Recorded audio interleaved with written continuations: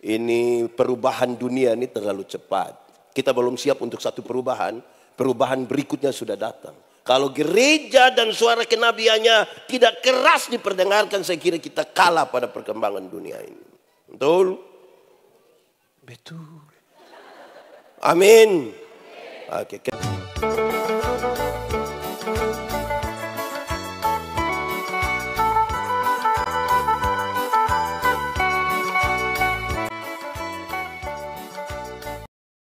Saudara-saudara, mari kita berdoa. Ya Tuhan Allah, kami mohon kepadamu, kuatkanlah dan teguhkanlah iman kami. Supaya waktu kami belajar firman Tuhan, biarlah ini menjadi waktu paling baik bagi kami. Tuhan, kami berdoa, Tuhan jauhkan semua penggoda pencobaan. Baik di dalam kami, baik di sekitar kami. Supaya di dalam damai-Mu kami belajar firman Tuhan. Tuhan berkati hamba-Mu biar menjadi saluran berkat firman bagi jemaat-Mu semuanya hari ini.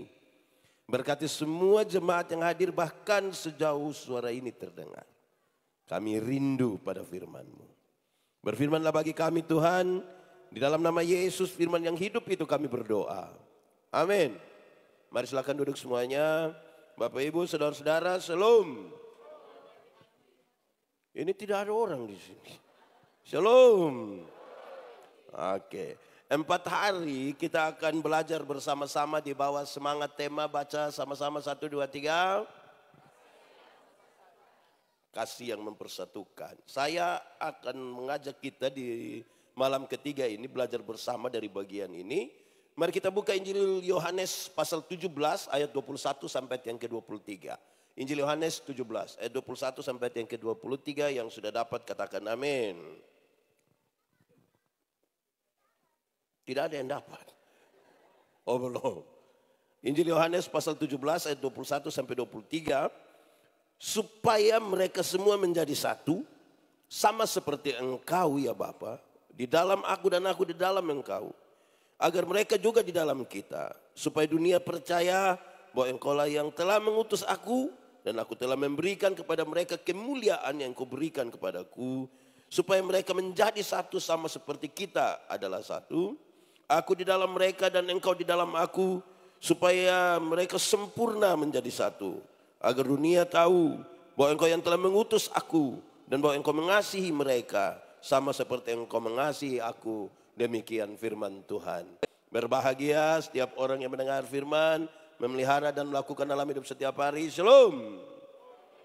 Kuat sedikit. Shalom. Mau damai di hati atau mau selum, yang penting kuat omong, begitu. Shalom. Baik, kita ibadah di KPI malam ketiga, KKR malam ketiga ini dalam keadaan Saudara tidak usah doa supaya ini hujan tidak usah datang. Kesetengah saja dia datang. Hujan mengajarkan kepada kita 3 hal. Berapa hal? 1, hujan mengajarkan kepada kita supaya duduk semakin rapat. Kalau tidak hujan saya yakin kita tercerai-berai. Tapi karena hujan kita duduk semakin. Kan kita mau bicara tentang persatuan. Lalu duduk jauh-jauh bersatu apa? Hujan mengajarkan kita supaya apa? Duduk semakin. Tapi duduk semakin rapat bikin apa? Itu juga jadi soal itu. Ada yang rapat tapi melingkar. Ada di sini ada begitu. Oke, yang kedua. Hujan mengajarkan kepada kita supaya berteriak makin keras. Berteriak makin. Ini perubahan dunia ini terlalu cepat. Kita belum siap untuk satu perubahan. Perubahan berikutnya sudah datang. Kalau gereja dan suara kenabiannya tidak keras diperdengarkan, saya kira kita kalah pada perkembangan dunia ini. Betul? Betul. Amin. Oke, ketiga. Di kampung dulu ada teka-teki. Ada apa? TK, habis TK, lihat ini yang bikin kacau gereja ini. Di kampung itu ada TK-Teki, TK, habis TK, ini lagi. Ini orang udah mau apa sebenarnya ini? Ulang-ulang, TK, habis TK, konsisten sekali orang. Habis TK ya teki kok. Ada TK-teki dulu bilang begini, dengar jemaat. Di sini tidak ada jemaat. Ini kursi saja. Jemaat. Teka-teki dulu bilang begini. Jatuh di bawah, cari di atas. Apakah itu? Jatuh di bawah, cari di atas. Apakah itu? Apa? Tidak tahu. Jatuh di bawah, cari di atas. Apakah itu? Hujan kenapa? Hujan kalau atap bocor. Kan dia menetes begini, kan kita cari begini. Betul kok tidak? Tidak mungkin dia menetes di bawah terus kita cari tidak tahu bocor di mana, itu kan tidak betul. Jatuh di bawah, cari dia. Artinya jemaat. Artinya semua peristiwa yang terjadi di kolong langit ini mesti cari dia punya jawaban di. Mesti cari jawaban di. Kenapa kita tinggal di sini? Cari jawaban di. Kenapa kita suami muka begitu? Cari jawaban di. Iya tuh. Kalau kita lepaskan persoalan di dunia dari persoalan di atas, saudara repot. Banyak orang tidak beriman akan repot mencari tahu tentang kekristenan. Karena saudara bisa bayangkan satu pertanyaan paling penting. Mungkinkah seorang perawan bisa mengandung dan melahirkan? Kalau kita tidak mencari jawabannya dari atas, saya kira kita repot sendiri. Jadi ada hubungan antara yang terjadi di bawah dengan di atas. Baik. Sekarang kita masuk untuk tema ini dan teks yang kita baca. Jemaat. Jemaat. Murid Tuhan Yesus ada berapa? 12 kalau pakai bahasa Indonesia? Ya 12. Pakai bahasa Inggris baru? Pakai bahasa Minahasa? Tidak tahu juga. Murid Tuhan Yesus ada berapa? 12 itu banyak atau sedikit? Sedikit atau banyak? Banyak atau sedikit? Lebih banyak orang di sini atau yang murid Tuhan Yesus itu? Oke, jemaat. Murid Tuhan Yesus yang 12 saja, ada yang nelayan-nelayan kecil di Galilea, orang-orang biasa. Tapi ada pemungut cukai seperti Lewi, dia punya jabatan. Murid Tuhan Yesus yang ada 12, ada anak-anak muda seperti Yohanes. Tapi ada Yakobus yang sudah tua. Murid-murid Tuhan Yesus yang hanya 12. Ada Lewi mengabdi kepada Roma. Roma menaksir pendapatan dari satu daerah. Dia lelang jabatan. Orang boleh pungut di situ. Makan dari itu pungutan. Dan kirim separuh ke Roma. Dia mengabdi dan cinta kepada Roma. Tapi ada orang seperti Simon orang Selot. Seorang anggota partai politik dalam masyarakat Yahudi yang anti terhadap Roma. Dia orang hanya 12. Ada orang yang tidak punya jabatan. Ada yang punya, ada anak muda, ada orang, ada yang cinta terhadap Roma, tapi ada yang anti. Itu orang 12 saja potensi konflik sudah ada. Oh, itu mau konflik itu. Apalagi kita banyak-banyak orang. Apalagi kita punya gereja sangat banyak. Karena itu bagian-bagian dari doa Yesus ini. Dia mau kasih tahu begini. Supaya mereka menjadi satu. Sama-sama 1, 2, 3. Lebih kuat 1, 2, 3. Kasih tahu kawan di sebelah 1, 2, 3. Supaya mereka menjadi satu. Bukan supaya mereka menjadi seragam. Menjadi satu dan menjadi seragam itu dua hal yang beda. Beda atau tidak? Beda atau tidak? Beda. Seragam itu. Satu pakai baju putih, semua pakai baju. Satu pakai sepatu, semua pakai. Satu bilang do, semua bilang. Itu namanya Menjadi satu tidak harus seragam. Menjadi satu adalah pengelolaan terhadap perbedaan-perbedaan. Pengelolaan terhadap berbeda itu baik. Baik atau tidak? Saya kasih nikah satu pasang nikah di kampung. Yang laki-laki umur 54 tahun. 64 tahun. Yang perempuan umur 20 tahun. Ngeri itu. Saya tahu jemaat yang hadir. Mereka bicara tentang beda usia yang signifikan itu. Bedanya berapa tahun? 44 tahun. Waktu khotbah saya bilang begini. Dalam sebuah pernikahan beda usia tidak penting. Yang lebih penting adalah mereka harus beda jenis kelamin. Itu penting. Betul kok tidak? Untuk apa sama-sama umur 30 tahun tapi laki-laki semua? Itu pakai bahasa kupa bilang domba korek-korek sebegitu tidak bisa. Memang harus berbeda, mengelola Amin. Jadi persekutuan yang kita bilang mempersatukan itu pengelolaan perbedaan. Kenapa? Yang seragam belum tentu hatinya seragam. Amin. Ibu-ibu sudah sepakat mau pakai baju seragam. Sudah seragam saja mereka ribut lagi. Seragam ini polos atau kotak-kotak. Terus bilang polos. Sudah sepakat polos. Warna hijau atau coklat. Repot lagi. Yang pengelolaan perbedaan. Saya bilang di mana-mana. Mengelola perbedaan itu harus seperti makan kolak. Tahu kolak? Pernah makan kolak? Kolak terdiri dari ubi, pisang, santan, gula. Sejadi dia penama. Waktu sejadi kolak kita makan pisang masih rasa pisang atau tidak? Masih. Tapi ada cita rasa baru yang ditambahkan sebagai bagian dari sebuah kebersamaan. Tidak ada upaya untuk saling menghilangkan satu dengan yang lain. Bisa berkumpul di satu tempat. Nama panci kah, periuk kah, tupperware kah. Tapi berkumpul itu bareng-bareng semua kan. Atau siapa di Minahasa yang kalau dia mau makan kolak dia makan ubi di sana. Pindah lagi makan pisang di sana. Pindah lagi minum santan di sana. Baru terakhir duduk di atas kompor di sini. Kan tidak bisa. Jadi kalau ada yang berbeda tidak ada masalah kan? Harusnya tidak ada masalah. Nah jemaat. Tadi doa Yesus adalah 1, 2, 3. Supaya yang lain tidak tahu bohong. Supaya mereka. Doa supaya mereka menjadi satu itu adalah bagian-bagian terakhir. Yesus bersama-sama dengan murid-muridnya. Dan segera setelah itu dia akan berhadapan dengan pengkhianatan.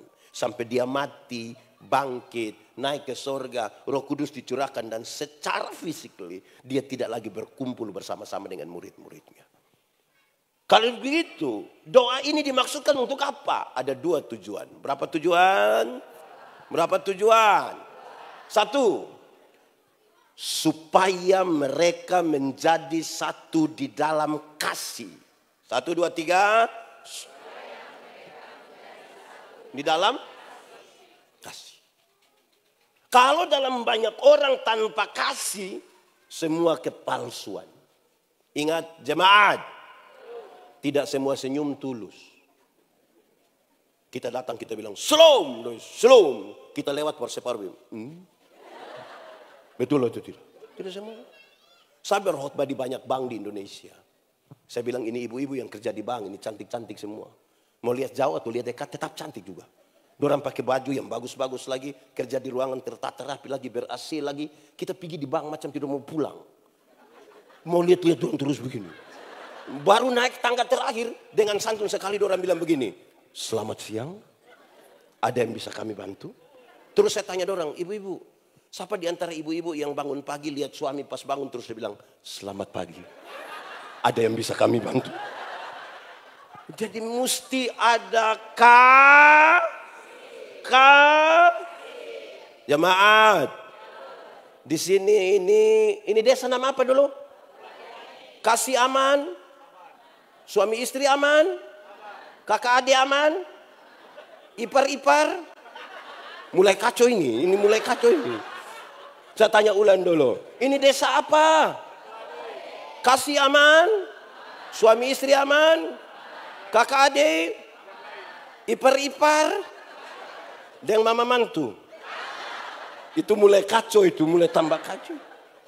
Kalau kasih tidak ada kita repot itu. Jemaat, hukum Taurat itu ada 10, ada berapa? Dari 10 itu dijabarkan menjadi 613 pasal, berapa? Dari 613 itu masih ada ribuan peraturan hidup setiap hari. Dan dari ribuan itu Tuhan Yesus simpulkan dia dalam 2 kalimat. Yaitu mengasihi Tuhan dan mengasihi.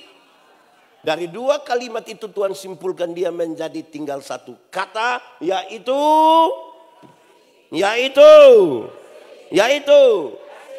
Anak sekolah minggu.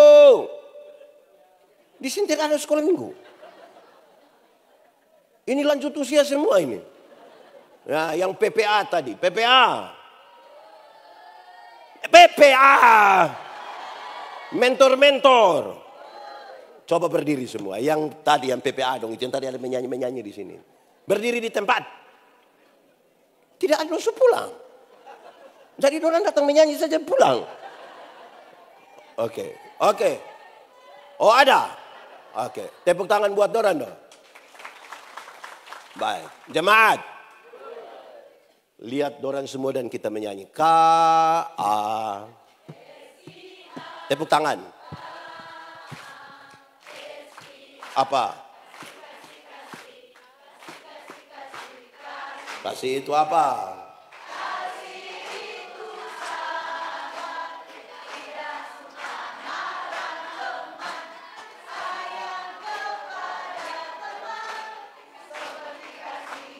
Tepuk tangan dulu. Silakan duduk. Oke. Jemaat. Itu lagu refleksi dari pertama Korintus pasal 13. Menjawab pergumulan perpecahan jemaat di Korintus. Yang lagi ribut soal siapa punya karunia paling besar. Dan di antara kelompok-kelompok yang satu semacam dia adalah kelompok Paulus dan satu kelompok dari Apolos. Itu pasal 13 kasih tahu tentang kasih. Kalimat di refnya itu menarik. Kasih itu stop. Sabar. Orang di sini sabar-sabar semua. Kenapa tidak mau jawab? Orang di sini sabar-sabar semua. Oke, jemaat. Dalam Alkitab itu sabar ada dua. Ada berapa? Satu, sabar terhadap situasi. Sama-sama. Ada situasi tertentu dalam hidup ini yang kita mau segera selesai. Tapi firman bilang apa? Sabar. Ada penyakit penderitaan dalam hidup yang kita mau segera selesai. Tapi firman bilang. Ada masalah-masalah tertentu dalam hidup ini yang kita tidak mau dia lama lagi. Harus segera selesai. Tapi firman bilang. Ada anak-anak muda yang sudah tidak tahan lagi mau buru-buru menikah. Tapi firman bilang. Ada jemaat yang sudah tidak suka lagi dengar pendeta khotbah bahkan sudah terlalu panjang. Dia sudah kepingin mau pulang tapi firman bilang. Kedua, sabar terhadap orang. Sama-sama. Ada orang-orang tertentu dalam hidup kita ini yang terlalu menjengkel. Tapi firman bilang. Ada tetangga-tetangga ini yang terlalu Tapi firman bilang. Ada pendeta-pendeta yang terlalu Tapi firman bilang. Ada anak-anak di rumah ini yang terlalu Tapi firman bilang. Ada suami-suami itu yang terlalu Tapi firman bilang. Ada istri-istri yang terlalu Ada kok tidak? Ada kok tidak? Siapa pe istri? Tapi firman bilang apa? Sabar. Dan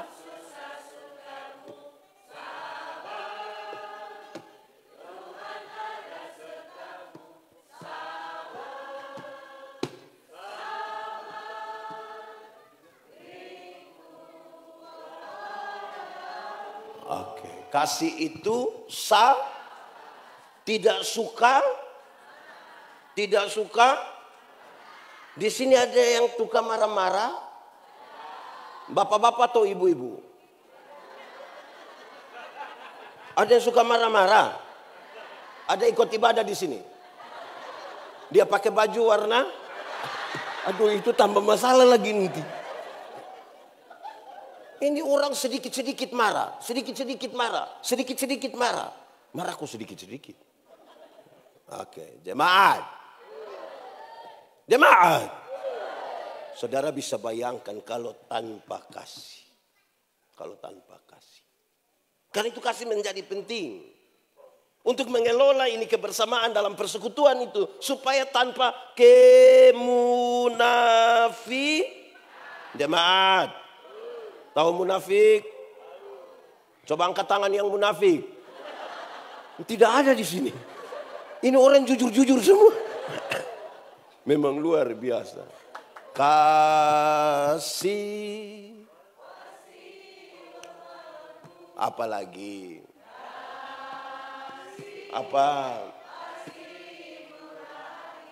Apalagi.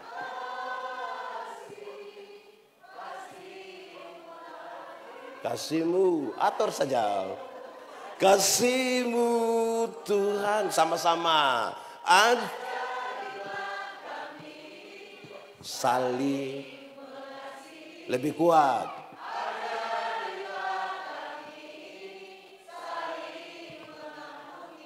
Ajari.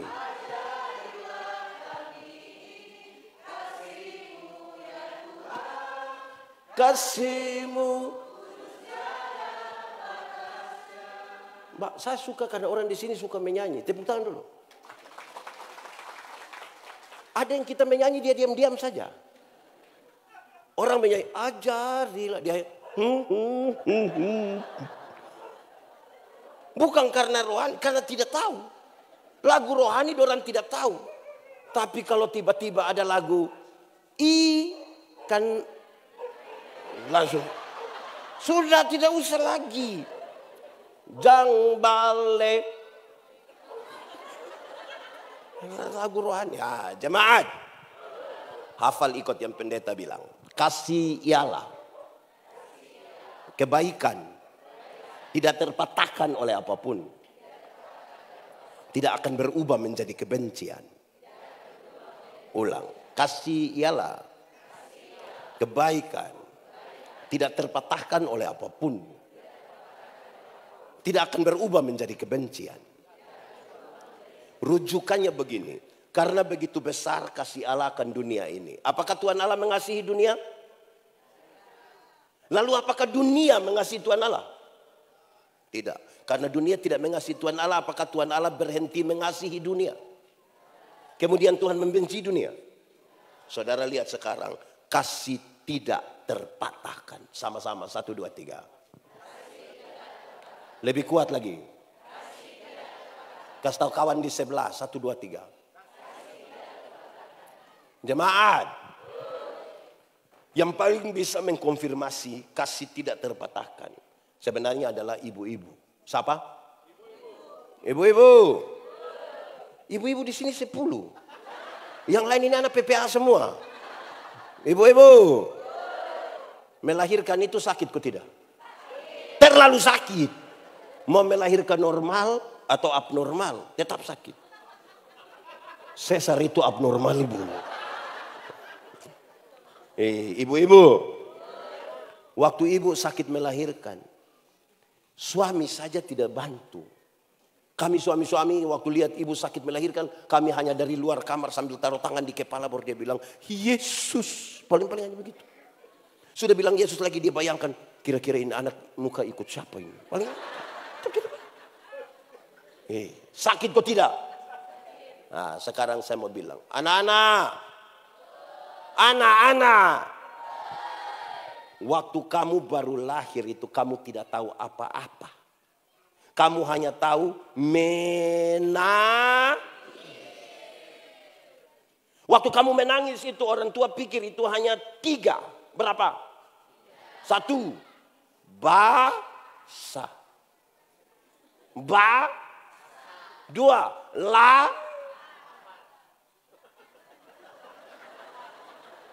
Yang ketiga, salah di tulang itu. Iya. Anak-anak. Waktu kamu lahir itu, kamu punya jam tidur, orang tua punya jam bangun. Orang tua punya jam tidur, anak-anak punya jam bangun. Banyak orang tua tidak tidur karena anak-anak mereka. Amin. Jam 3 subuh pun masih ada orang tua yang gendong-gendong di anak begini. Betul? Sempoyongan tidak bisa tidur, seringkali ibu-ibu dipaksa lagi menjadi penyanyi.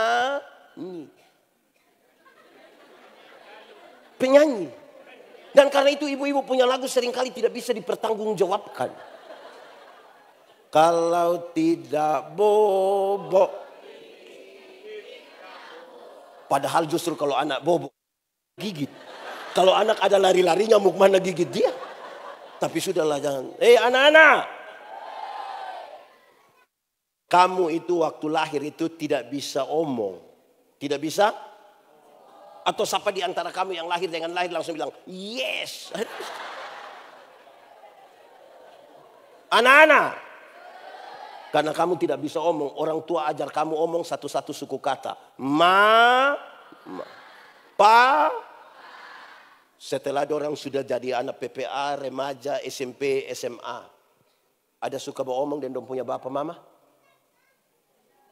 Ada suka? Lebih suka bicara dengan? Wah! Anak lahir tidak tahu bicara. Kita tidak tidur gara-gara mereka. Ajar mereka bicara satu-satu suku kata. Sudah lancar bicara, lebih suka bicara dengan orang lain daripada orang tua. Pertanyaan terakhir. Siapa suruh kasih makan itu anak dorang? Kenapa kasih makan dorang? Sama-sama 1, 2, 3. Kasih tidak terpatahkan. Sama-sama 1, 2, 3. Anak-anak. Waktu kamu lahir itu kamu tidak bisa atau siapa yang lahir dari lahir langsung bilang putar ke kiri.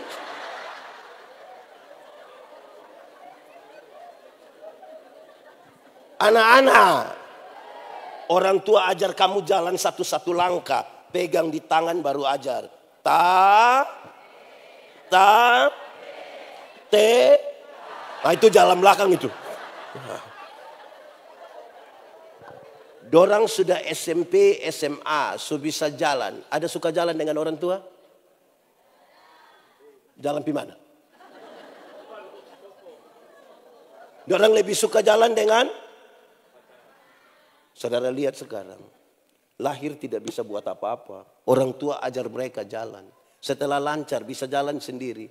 Tidak mau jalan dengan orang tua. Lebih suka jalan dengan teman. Pertanyaan terakhir sama. Siapa suruh kasih makan itu manusia dorang? Sama-sama 1, 2, 3. Kasih tidak? Kasih tidak? Anak-anak. Orang tua sampai bilang begini, anak-anak asal kamu mau sekolah tinggi, biar kami orang tua ikat perut tidak apa-apa. Pernah dengar itu kalimat? Atau sendiri omong? Orang tua itu kalau sampai bilang ikat perut, itu bukan berarti dorang mau pakai stagen. Tapi dorang utang demi anak-anak dorang. Betul kok tidak? Anak-anak, kamu ada pegang handphone? Android? Dengar baik-baik pendeta bilang, itu handphone utang. Orang tua beli untuk kamu. Anak-anak, ada yang pergi sekolah, pergi gereja bawa motor? Dengar baik-baik, itu motor utang. Karena orang tua mau dia puana senang toh. Anak-anak. Orang tua belikan kasih kamu motor, tapi orang tidak mau dengar kabar celaka dari kamu. Saya mau tanya pemuda-pemuda dulu. Pemuda-pemuda. Aduh. Pemuda. Tahu motor? Pernah naik motor? Siapa pemotor? Motor sendiri? Solunas? Dengar. Itu motor itu hasil dari pabrik. Orang yang kerja di pabrik itu otak bagus. Kerja pakai sistem komputer lagi. Karena sudah pintar lagi pakai komputer, tahu memang ban di mana, velg bagaimana, gas, rem, speedometer, semua terukur dan terhitung. Tapi kita punya anak-anak yang tidak lulus semua mata pelajaran ini. Mereka ikut-ikut reparasi motor. Akhirnya motor bunyi seperti orang gila. Wah, wah, wah. Jemaat, saudara bayangkan jalan di ini desa ini sempit begini, tengah malam orang tidur, saudara lewat, wah, wah, wah. Itu orang punya doa hanya satu. Bilang apa itu doa? Itu doa bilang apa? Coba mati baik. Orang tua berdoa supaya kamu selamat, sejahtera, sentosa, tagal, wah, wah. Orang doa supaya Itu saudara, orang tua baik sekali. Nah, jemaat, dengar. Lihat sini, jangan lihat itu Otto. Hei, ini orang dong tidak bisa fokus di gini. Otto satu lewat dong begini. Otto satu lewat dong begini. Semua lihat sini dong begini. Otto lewat lagi. Mata, kepala tetap, mata yang pindah. Jemaat, orang tua lahirkan kita banyak-banyak, tapi dorang tidak mau titip kita dimanapun. Tapi anak-anak yang sudah sukses, bisa sepakat titip orang tua di panti. Kalau ada yang sudah titip dan rencana titip, batalkan sudah. Karena hari ini kita titip orang, besok anak-anak titip kembali kita. Hidup ini hanya tukar sapa, titip sapa. Saudara dengar penjelasan ini baik-baik. Kan kita mau bicara tentang kasih yang mempersatukan. Anak-anak, waktu kamu lahir, kamu pilek, ada ingus di sini. Orang tua tidak pernah pakai tisu. Pakai apa? Betul? Anak-anak, waktu kamu buang air besar, orang tua tidak pernah pakai sarung tangan. Tapi tangan kosong. Sekarang pertanyaannya, waktu orang tua lanjut usia dan sakit, ada anak kandung yang urus? Mulai hilang suara kan? Anak kandung bisa sepakat kumpul uang minta orang di kampung yang urus orang tua. Karena anak kandung semua bersembunyi di satu kata yang namanya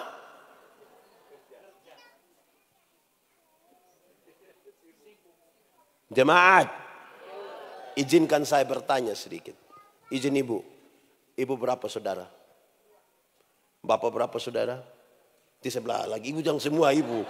Lain lagi. Bapak berapa saudara? 3. Bapak izin mama berapa? 4. Saya bertanya untuk kita renungkan sedikit. Orang tua bisa lahirkan dan membesarkan kita 2, 3, 4. Tapi 4 anak yang sudah sukses belum tentu bisa urus satu mama yang masih hidup. Belum tentu. Belum tentu.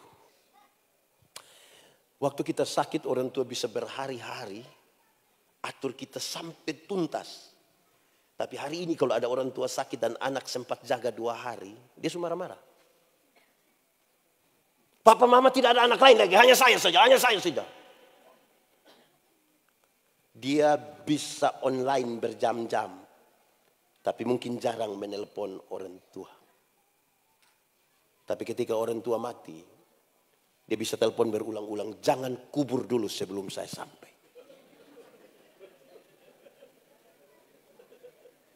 Kita menyanyi satu lagu dulu. Ini lagu dunia, tapi biar kita menyanyi di ibadah izin pendeta kita. Saya bertanggung jawab. Kasih ibu kepada kita tak terhingga sepanjang masa, hanya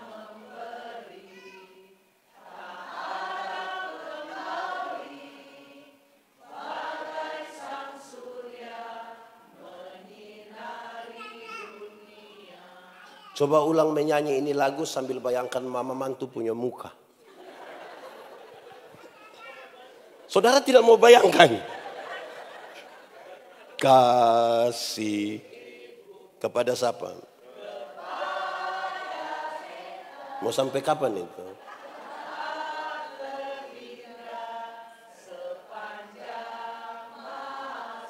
Hanya apa? Harap kembali kok tidak? Seperti apa?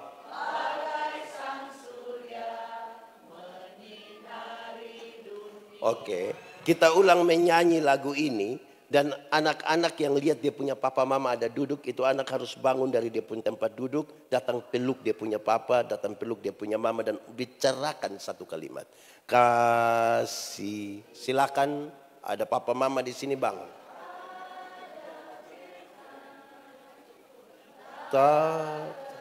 Tidak ada di sini sebatang kara semua.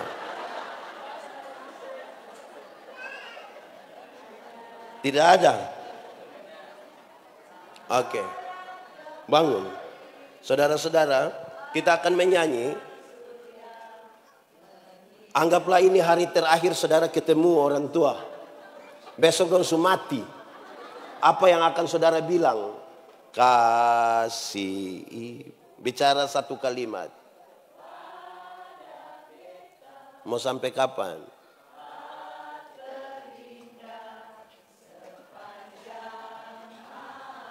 Hanya apa? Harap kembali Kotil. Seperti apa?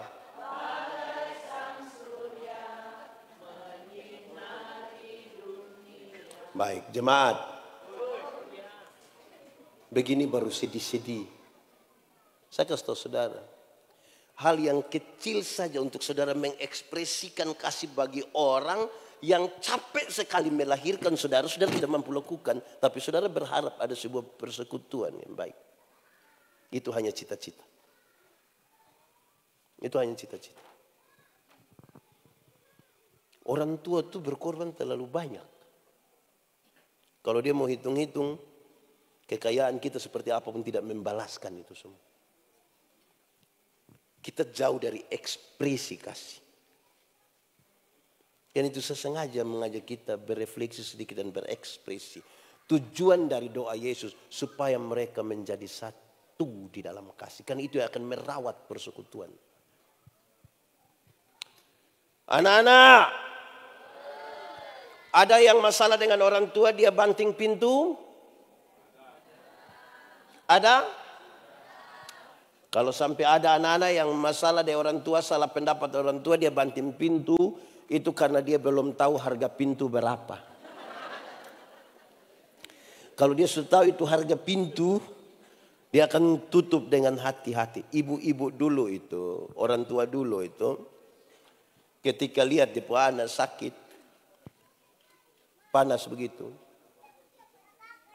celup handuk di air, terus dia taruh di sini kan. Tapi saya rasa itu ibu-ibu dulu. Yang Ibu Budiwati dan Iwan itu. Yang ibu-ibu muda sekarang anak sakit dia foto. Sudah foto lagi dia upload baru tulis. Dede sakit. Cepat sembuh nih. Mama sayang Dede. Habis itu Dede punya foto satu, DP mama pun 30. Itu yang sakit DP mama. Di sini ada yang mama-mama begitu? Ada di sini itu mama-mama. Coba tunjuk itu. Oke, jemaat. Itu harapan pertama supaya mereka menjadi satu di dalam. Yang kedua, supaya mereka masing-masing pribadi menyatu dulu dengan Tuhan. Baru menyatu dalam persekutuan. Maksudnya begini, saya pakai contoh saja. Bapak pendeta menyatu dengan Tuhan. Ibu pendeta menyatu dengan Tuhan. Bapak pendeta menyatu dengan Tuhan. Saya menyatu dengan Tuhan.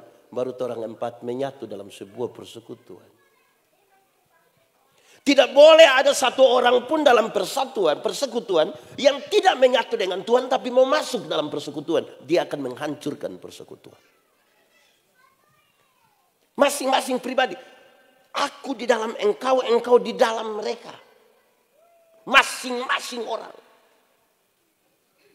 Masing-masing pribadi yang menyatu dengan Tuhan baru datang menyatu di dalam persekutuan. Tapi saya bilang saudara begini. Kesatuan dengan Tuhan itu ada syaratnya. Ada apa? Syaratnya adalah menjaga kekudusan. Sama-sama 1, 2, 3. Kenapa menjaga kekudusan menjadi syarat utama? Lihat sini. Itu oto warna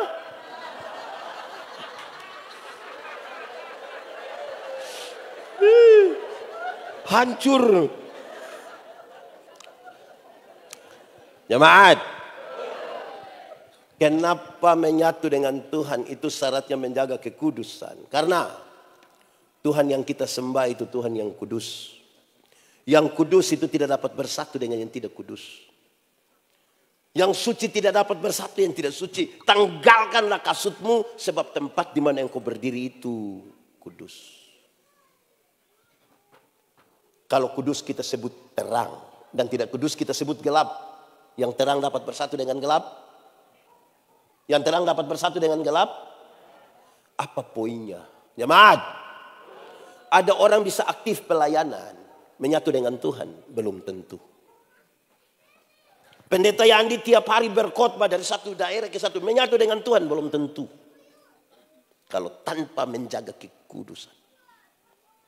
Saudara pelayanan tiap hari. Bahkan saudara maha hadir dalam semua ibadah. Maha hadir. Senin hadir, Selasa hadir, semua. Lansia hadir, ibadah rumah tangga hadir, remaja hadir, anak-anak hadir. Menyatu dengan Tuhan, belum tentu. Karena syaratnya menjaga kekudusan. Kenapa hal itu serius? Kalau tidak menjaga kekudusan, kita menjadi aktivis pelayanan. Kelihatan kita ada dalam semua ibadah. Tapi tidak menyatu dengan Tuhan. Kalau orang diterang, bisa lihat orang digelap? Bisa? Orang digelap, bisa lihat orang diterang? Lalu kenapa kadang-kadang orang sudah diterang dia kembali ke gelap? Karena dia suka begini. Apa itu yang begini? Di sini ada tukang bahoba. Karena kalau dia sudah begini, sedikitlah dia bilang, anak muda, terang atau gelap? Terang atau gelap? Terang, amin. Terang, yes. Mantap. Oke. Lalu kenapa kamu pacaran di gelap-gelap? Di sini ada yang biasa pacaran di gelap-gelap? Anak muda. Rahasia negara apa yang kamu omong di gelap situ? Jadi tanpa menjaga kekudusan, kita hanya aktivis pelayanan. Kita tidak mampu membangun sesuatu. Jadi dikasih kita punya masalah ekspresi, di kesatuan kita punya masalah menjaga kekudusan. Pendeta Yandi, jadi apakah karena itu lantas doa Yesus tidak akan menjadi kenyataan? Jadi, bahkan sudah terjadi. Bagaimana menjelaskannya? Jemaat, di bagian kedua dalam pembacaan tadi begini. Itu barang terjadi karena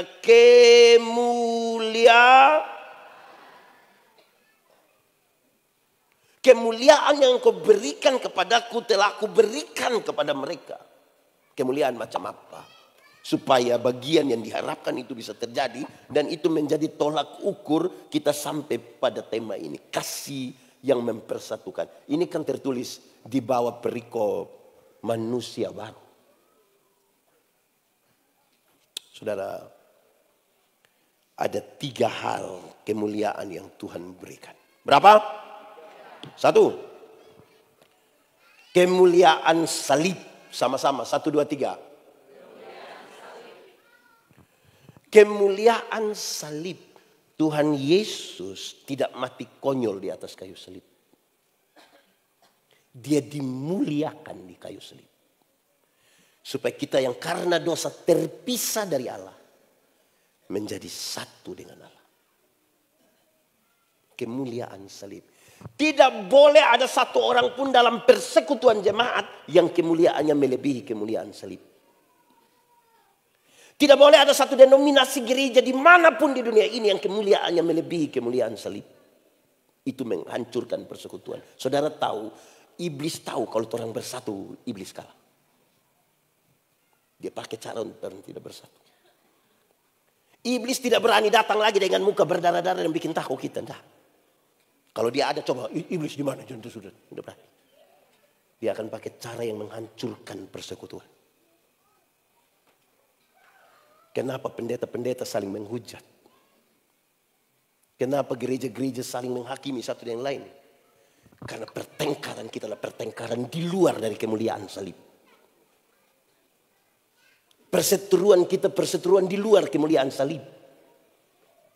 Ada satu lagu, ini lagu lama. Semoga yang orang tua masih ingat, Anda muda belajar. Pada saat tubuh kita jauh dari lihat salib.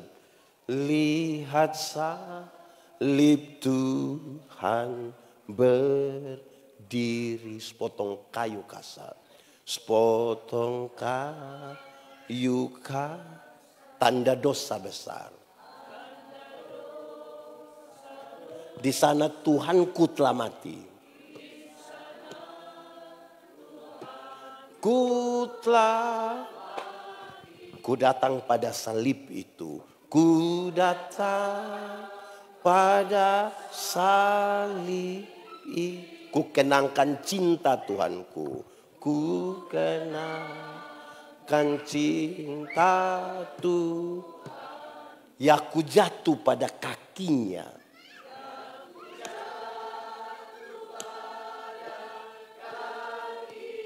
Sana ku dapat ampun dosa.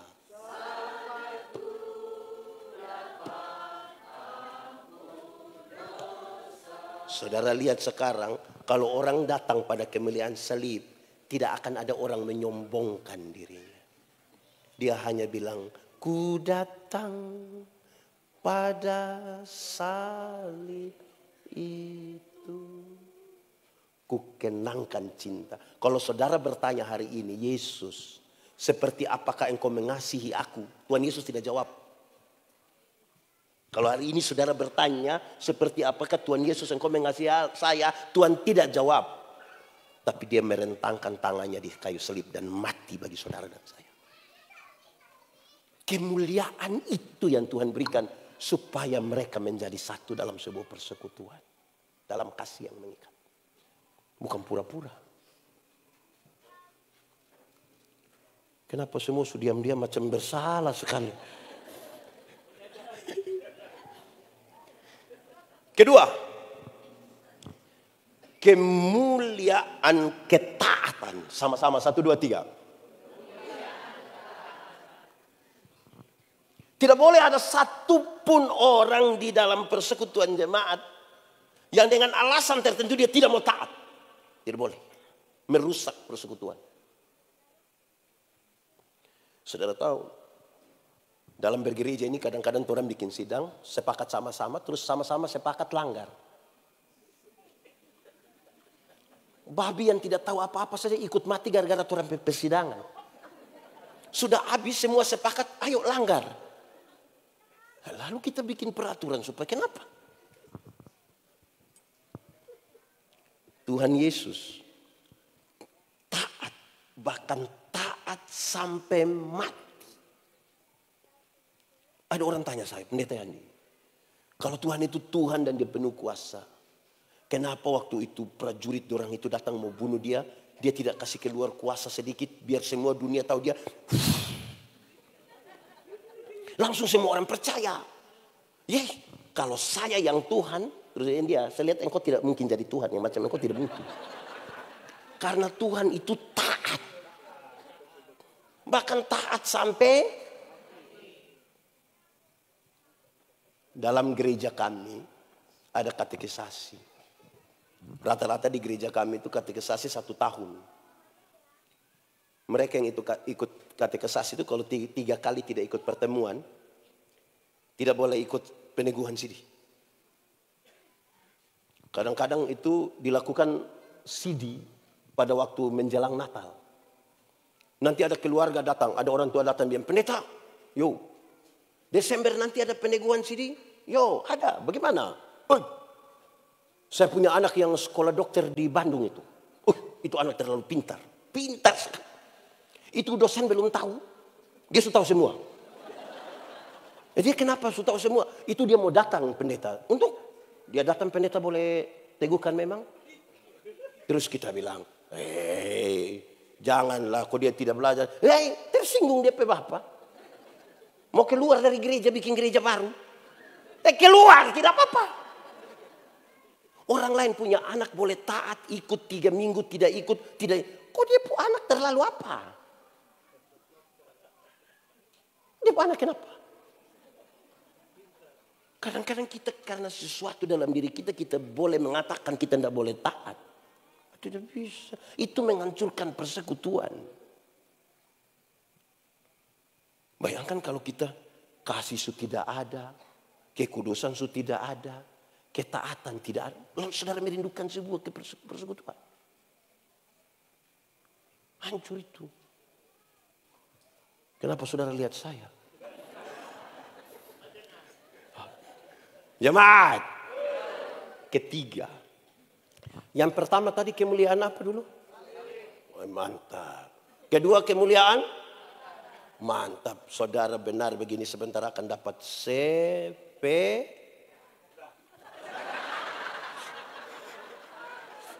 Minta di panitia. Mohon maaf saya suara agak terganggu sedikit. Setua baru minum es nih yang begini. Baik, yang ketiga. Kemuliaan nama. 1, 2, 3. Lebih kuat 1, 2, 3. Supaya dunia tahu engkau di dalam aku di dalam mereka, mereka di dalam engkau. Nama itu harus diketahui. Jemaat.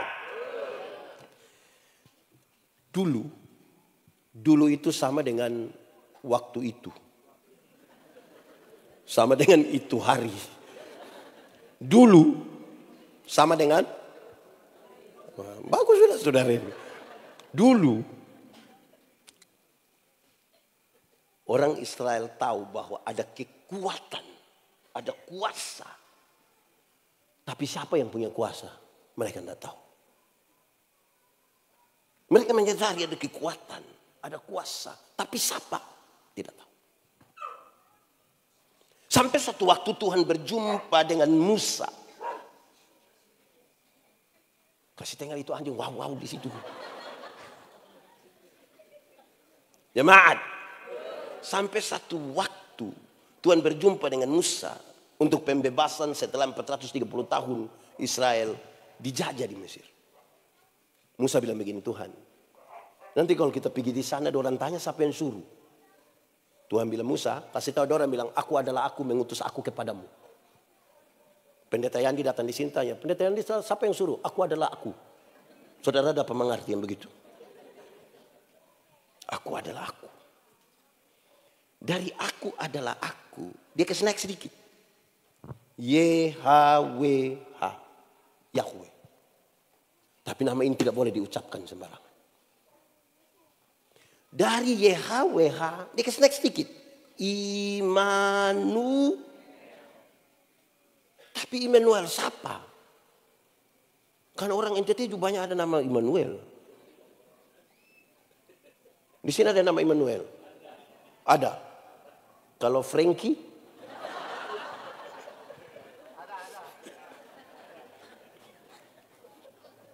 Immanuel yang mana? Ya saya menjelaskan pemerintahan ada di bahunya bla bla bla begitu.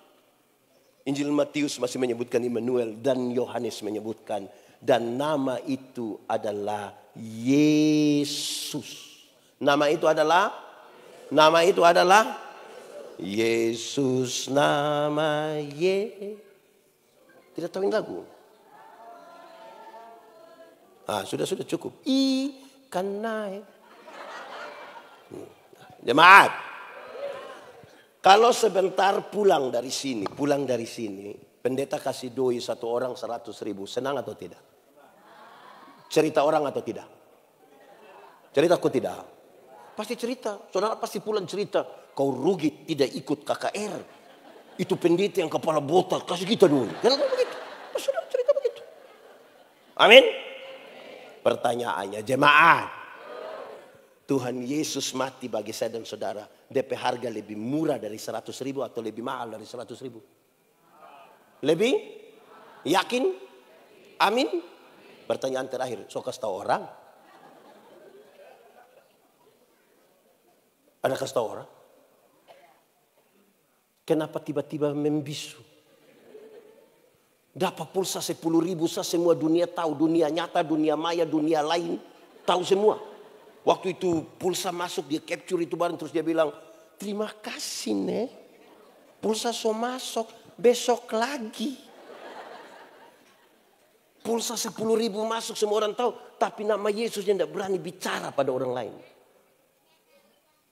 Masih banyak jemaat pikir bahwa pemberitaan Injil itu miliknya para pendeta, para gembala, penatua, pelsus, diaken, apa-apa. Orang yang penting gereja, saya gereja saja. Di sini ada. Kenapa diam-diam ini? Bagaimana mau kasih tahu datang gereja saja tidak? Saya mau tanya dulu jemaat. Kenapa ibadah ini hari yang lebih banyak mama-mama daripada bapak-bapak? Jemaat, berapa harga satu jiwa? Berapa harga satu jiwa?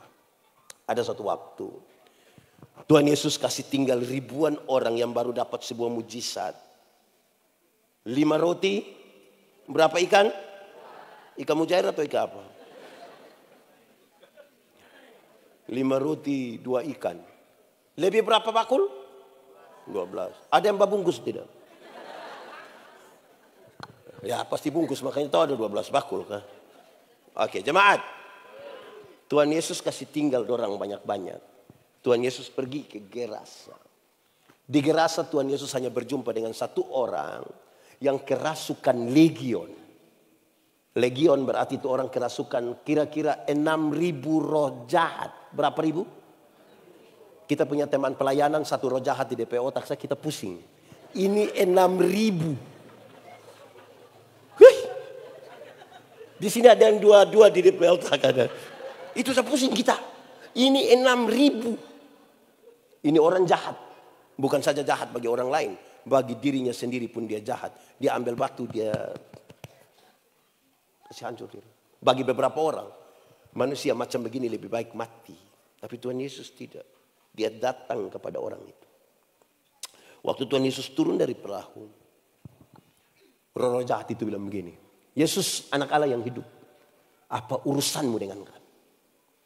Rupa-rupanya roh jahat juga mengenal nama Yesus. Jadi kalau orang Kristen baru saja mengenal nama Yesus, dia belum lebih hebat dari roh jahat. Karena roh jahat juga mengenal nama itu dan ketakutan.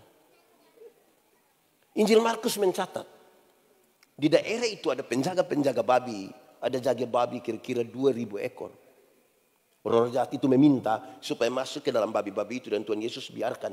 Terjunlah babi-babi itu ke dalam jurang. Dan matilah 2.000 ekor babi. Para penjaga babi kehilangan pekerjaan. Mereka kasih tahu orang di kampung datang usir Yesus. Pertanyaannya, apakah Tuhan Yesus tega membuat orang kehilangan pekerjaan? Jawabannya tidak. Bahkan tidak sama sekali. Kalau tidak, lalu kenapa Tuhan biarkan 2.000 ekor babi mati? Jawabannya begini. Dalam struktur budaya Yahudi, babi itu haram. Orang Yahudi tidak makan daging babi. Tidak ada rage di Yahudi.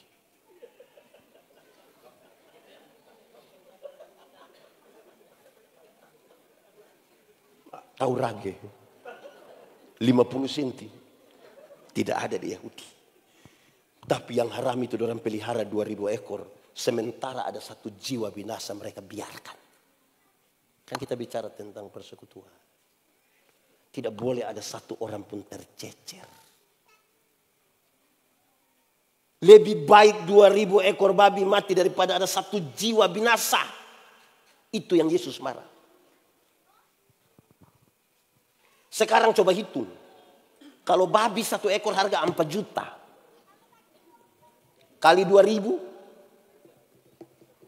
Anak sekolah. Ini tamat semua ini. Anak sekolah. 4 juta kali 2.000. Ini yang cita-cita memenangkan Indonesia. 8 miliar harga satu orang gila itu dalam konteks itu. Saya mau tanya. Ada gereja yang alokasikan 8 miliar untuk pekabaran Injil?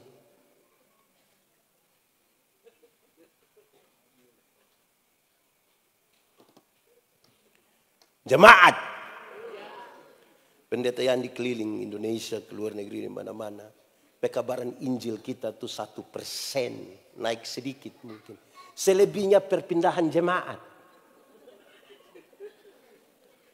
Tersinggung di Gemim, dia pindah ke Gemit. Tersinggung di Gemit, dia pindah gereja baptis. Tersinggung di sini pindah. Tanpa pekabaran Injil. Kenapa saudara lihat saya? Ini kita bicara persekutuan. Jemaat, tadi pertanyaan itu penting. Kenapa mama-mama lebih banyak dari bapak-bapak? Siapakah orang gila itu? Orang gila itu bisa saja kita pe suami. Tidak percaya?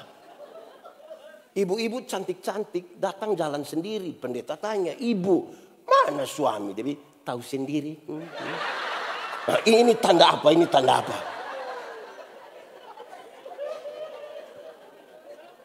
Ada bapak-bapak waktu masih pemuda rajin jemput dia punya pacar bawa ke gereja. Sudah nikah dia masuk gereja.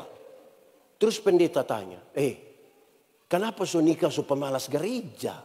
Dulu muda masih rajin. Dia bilang, pendeta, waktu pendeta kasih nikah torang dua sudah jadi satu. Dua sudah jadi kalau istri supigi sama juga dengan suami. Memangnya kalau istri so makan sama dengan suami so makan? Jemaat, dengar. Masuk surga itu macam pergi di WC. Pergi di mana? Tahu WC? Tidak bisa diwakilkan. Masing-masing akan pergi sendiri. Tidak mungkin kita tanya, Pak Camat, yo kemana? WC, titip. Tidak bisa. Masing-masing pergi sendiri. Karena itu persekutuan. Itu persekutuan kan? Repot ini. Ada 2 rumah jauh dari gereja, dekat hutan. Yang satu punya anak perempuan, satu punya anak laki-laki. Yang punya anak perempuan bilang kepada yang anak laki-laki, kakak, hari-hari Minggu begitu tolong jemput kopo adik perempuan bawa pergi sekolah minggu. Dia jemput, yang laki-laki datang jemput. Sampai sekolah minggu, yang perempuan ikut sekolah minggu, yang laki-laki main kelereng di luar tunggu. Jadi remaja di gereja kami ikut katekisasi. Yang laki-laki jemput, antar ke gereja. Yang perempuan ikut pelajaran, yang laki-laki tunggu di luar. Rupa-rupanya dorang 2 jodoh. Setelah menikah, yang perempuan terpilih jadi penatua diaken. Mau melayani di mana, suami tetap antar. Hujan badai, suami antar. Tapi sampai sana yang ibu masuk pimpin di dalam, yang suami main kartu di luar. Pulang-pulang sama-sama. Satu waktu dorang 2 mati-mati sama-sama. Waktu jalan menuju pintu surga, Simon Petrus tunggu di pintu surga. Lihat istrinya datang, Simon Petrus bilang, "Shalom ibu, mari silakan masuk." Ibu ini masuk, lihat dia punya istri masuk. Yang suami juga cepat-cepat mau. Pas suami mau masuk begini, Simon Petrus bilang, "Bapak, sabar dulu bapak, sabar." Sabar bagaimana? Bapak sabar dulu. Simon Petrus, kau tahu kau tidak? Yang masuk itu kita punya istri itu. Simon Petrus bilang, "Saya tahu. Lalu kenapa tahan kita?" "Bapak, dari dulu itu kan bapak hanya antar-antar saja kan? Jadi minta maaf bapak, hari ini pun bapak hanya antar saja." Bapak PT 4 di sebelah yang ada api-api itu. Ibu-ibu, tadi ada yang suami hanya antar. Terus suami bilang kalau so habis WA biar kita jemput. Ada? Kalau ada pulang kasih tahu suami ada salam dari Simon Petrus.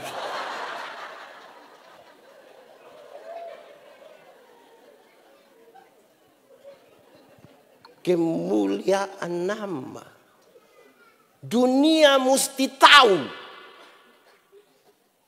Kalau tiap hari gereja sibuk bertengkar, kapan dunia tahu? Dunia lebih tahu kita bertengkaran daripada kita pemberitaan. Kita butuh sedikit rendah hati. Supaya betul-betul kemuliaan itu terjadi atas kita. Banyak orang tidak berani menginjil. Karena takut. Mau mulai dari mana, berhenti di mana, orang tersinggung. Kita punya pengalaman pekabaran Injil. Banyak, tapi dua ini suka kita cerita di mana-mana. Mungkin saudara kalau ikuti khotbah-khotbah saya di YouTube, mungkin saudara sudah tahu, tapi kita cerita ulang. Satu saat saya pulang pelayanan malam dari Atambua, itu di perbatasan Timur Leste. Saya suka naik bis, biar dapat pengalaman baru, bisa cerita dengan orang. Saya duduk dekat satu laki-laki. Bis kalau jalan malam itu, woi dia lihat sini. Bagaimana kita bisa menjadi satu kalau ini mata begini terus. Sebentar saudara pulang dan sampai jalan hanya begini saja.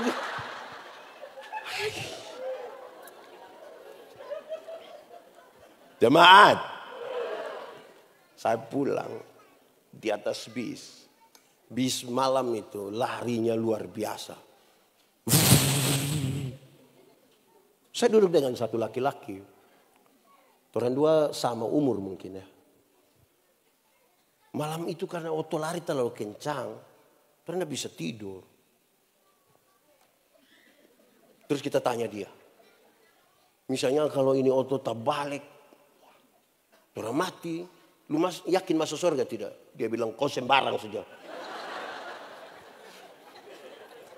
Saya mengerti dia pasti tidak punya jawaban. Saya bilang ke dia, kakak, kita juga dulu begitu, takut. Mati mau masuk di mana? Tapi waktu tahu Tuhan Yesus lahir untuk kita, mati untuk kita, bangkit untuk kita, naik ke surga untuk kita. Sekarang kita yakin, mati dimanapun, kapanpun, dengan cara apapun, kita yakin pasti masuk surga. Dia bilang, kakak bisa yakin begitu? Yuk, Tuhan sama orang berdosa. Kalau bukan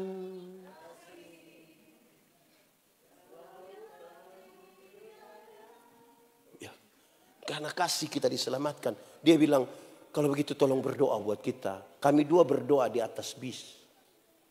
Segampang itulah kita memberitakan Injil. Satu waktu saya pulang pelayanan. Dari satu daerah perbatasan yang agak sedikit bermasalah karena banyak perampok. Perampok-perampok itu luar biasa karena mau rampok di sini orang kasih kabar. Nanti malam orang mau datang. Kasih tahu begitu. Harus lewat situ.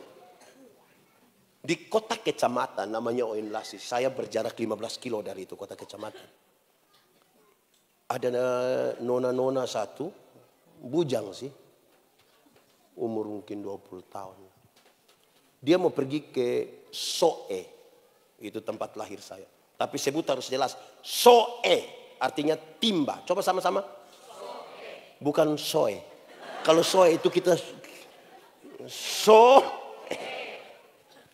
ini nona mau ke sana. Tapi dia kan takut. Juga hari kira-kira 6:30 malam. Ya mungkin takut. Dia tunggu. Kira-kira ada orang lewat dengan motor atau tidak supaya dia bisa ikut. Dan dia dengar ada bunyi motor menuju dia. Dan itu kita. Pas sampai di pemuka begini, mungkin dia takut kita lewat. Dia lompat ke tengah jalan, dia bilang begini, Kak, kita dalam hati, Kak, ini malam, makanya dia bilang, Kak. Kalau siang dia bilang, sujelas kalau siang toh, pasti dia bilang, Om. Tapi sudahlah, manfaatkan malam itu. Waktu dia bilang, Kak, kita bilang, iya dek. Biar berimbang toh. Masa dia semangat, Kak, terus kita bilang, oh, kan nggak mungkin. Ya, Kak, iya dek. Pekabaran Injil dimulai dari persahabatan. Dia bilang, kakak mau ke Soe? Iyo. Boleh turang sama-sama. Kita sama-sama, dia bilang. Boleh. Kenapa tidak? Sudah. Sama-sama tapi motor masing-masing. Kita bawa kita pe motor, dia bawa dia punya. Kita di kiri. Kasih tinggal dia. Mau RW nanti. Ini kita sebelah kiri, dia agak di tengah. 3 kilometer kami ke depan sana. Ada orang bawa motor lari kencang. Serempet dia. Dia kaget begitu. Orang sudah lewat sana. Terus kita bilang, non. Itu orang begitu kalau dia celaka dia masuk surga. Atau tidak. Ini nona bilang, yang macam begitu tidak masuk itu tidak masuk itu. Terus kita bilang, kalau nona sendiri celaka yakin masuk surga? Dia bilang, tidak tahu. Kita klaim semua orang masuk neraka, kita sendiri tidak yakin toh. Dia punya masalah. Kita kasih tahu dia, nona, kakak Jo dulu begitu. Takut. Tapi waktu tahu Tuhan Yesus lahir buat kakak, mati untuk kakak, bangkit, naik ke surga. Kakak yakin sekarang mati dimanapun, kapanpun, dengan cara apapun. Kita yakin pasti masuk surga. Dia bilang, kakak bisa yakin begitu? Nona, orang semua manusia orang berdosa. Manusia mungkin lihat kita punya kebiasaan hari-hari kelihatan orang suci. Dalam hati, dalam pikiran penuh dengan dosa. Untung baik Tuhan Yesus mau selamatkan kita. Dia bilang, aduh terima kasih. Kakak boleh berdoa buat kita? Boleh. Orang dua berdoa di atas motor sambil jalan. Tapi orang dua tidak tutup mata.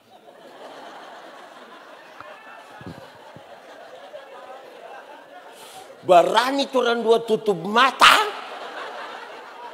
Pasti pasti kami langsung ke rumah Bapa yang...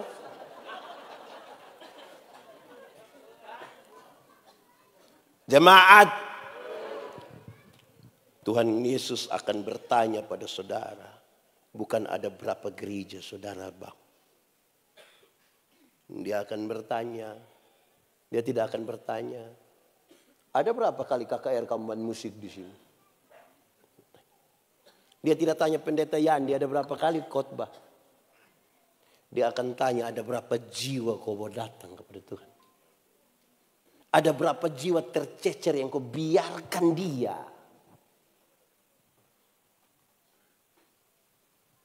Kami ada dalam sebuah diskusi besar.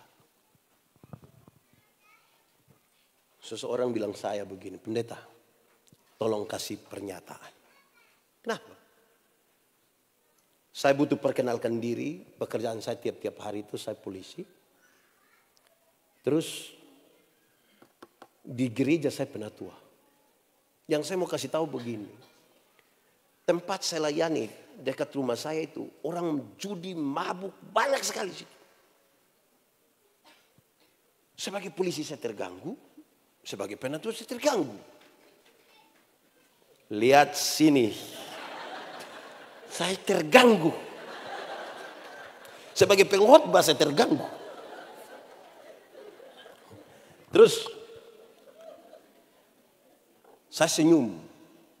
Waktu saya senyum terus dia bilang begini. Maaf pendeta. Terlalu remeh kah kita pernyataan. Sampai pendeta senyum sinis begitu. Oh enggak. Kita senyum bukan karena sinis. Tapi kita senyum karena kita yakin sekali ada satu hal yang akan kita omong dan Bapak tidak pernah lakukan. Dia bilang apa itu? Apa itu? Saya tanya. Bapak kenal nama orang-orang itu? Tahu. Orang besar sama-sama kok di itu kampung. Berarti nama-nama mereka Bapak tahu? Ya tahu. Kalau begitu kita mau tanya. Pernahkah secara pribadi Bapak diam-diam berdoa untuk orang-orang itu dan menyebutkan nama-nama mereka pada Tuhan? Dia diam dan kurang lebih 1 menit kemudian dia punya air mata menetes. Beberapa bulan kemudian kami ketemu dan dia bilang, pendeta terima kasih. Kenapa? Yang pendeta omong itu betul. Yang saya mau bilang begini. Tidak ada manusia bisa bikin tobat manusia. Yang bisa buat tobat manusia itu hanya Tuhan. Tugas kita berdoa dan menyampaikan. Sebab doa mengubah. Tidak tahu. Doa. Tidak ada manusia rubah manusia. Sebab kalau manusia paksa rubah manusia. Ada istri-istri bilang dia ke suami. Papa tidak boleh merokok. Dia punya suami tidak merokok. Di rumah. Waktu keluar dari rumah. Gas atau rem. Tinggi atau rendah. Waktu dia balik sudah ke rumah dia berhenti motor coba. Cuci tangan.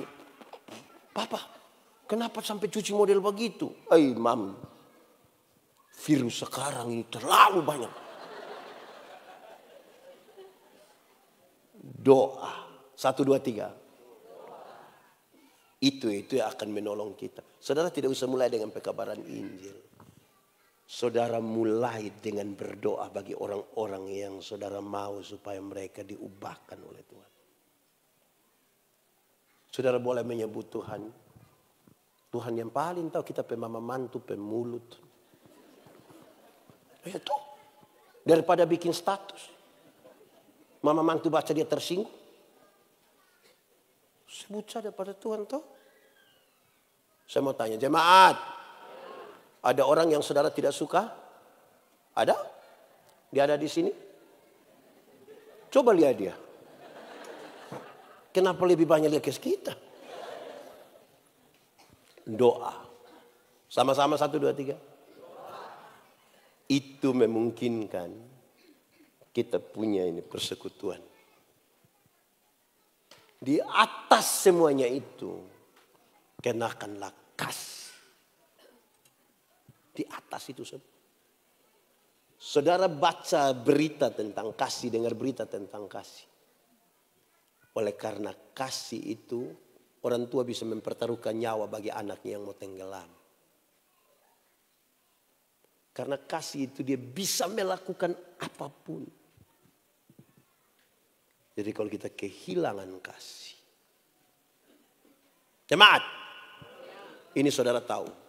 Tapi saya harus sampaikan ulang mengakhiri khotbah ini. Lihat sini. Kuatkanlah hatimu dan teguhkanlah imanmu. Itu Otto warna. Lihat ini muka ini lebih bagus dari itu Otto. Jemaat. Tuhan Yesus, ini saudara yang suka kabar ini pasti tahu, tapi saya bicara ulang ya. Tuhan itu maha kasih, amin. Tuhan itu maha adil, amin. Tuhan itu maha semua toh. Kecuali mahasiswa yang mungkin tidak toh. Tapi Tuhan maha kasih, dia maha adil. Pertanyaannya, bagaimana Tuhan yang maha kasih sekaligus bisa maha adil? Itu yang repot. Maha kasih dia sayang kita. Dia tidak mau kita dihukum. Maha adil dia harus menghukum. Karena upah dosa ialah dosa besar atau kecil. Kalau kecil tidak.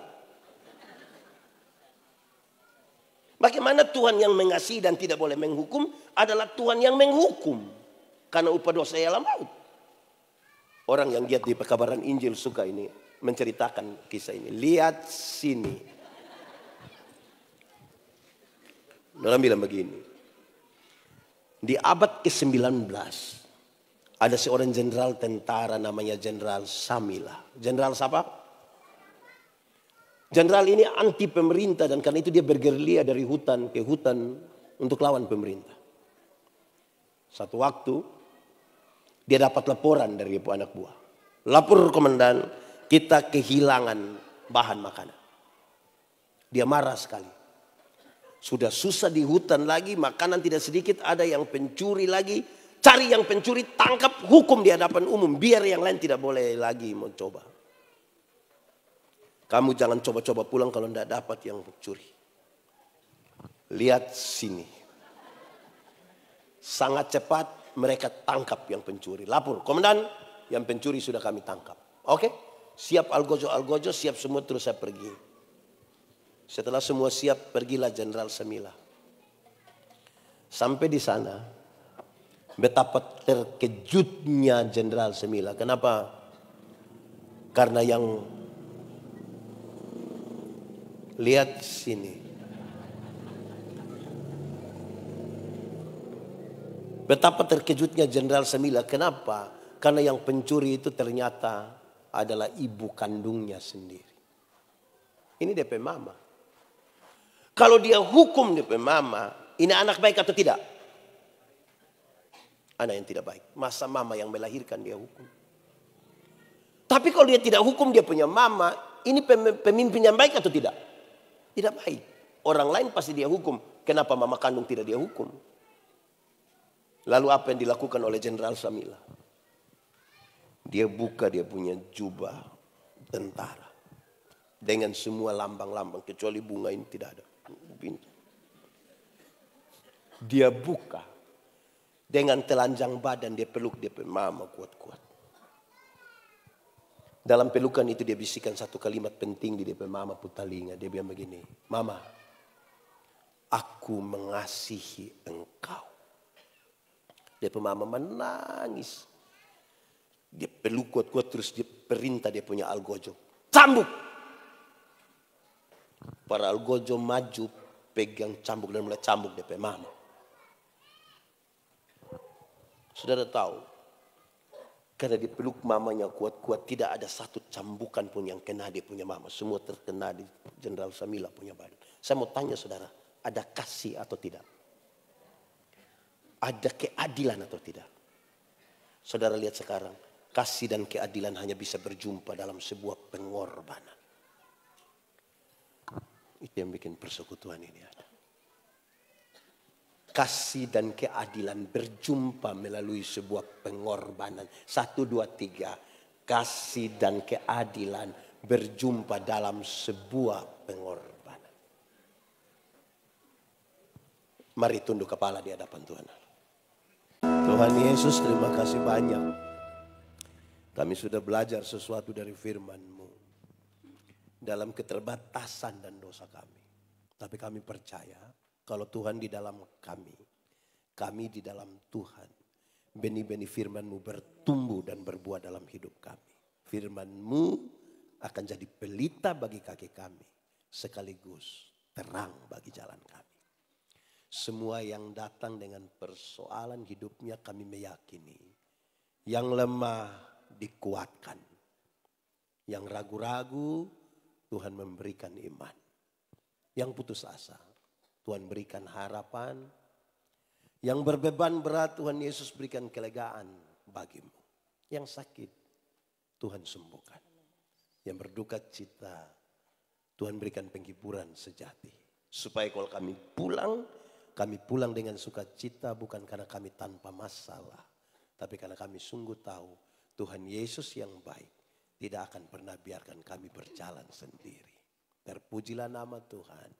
Di dalam nama Yesus kami berdoa. Yang percaya sama-sama kita katakan.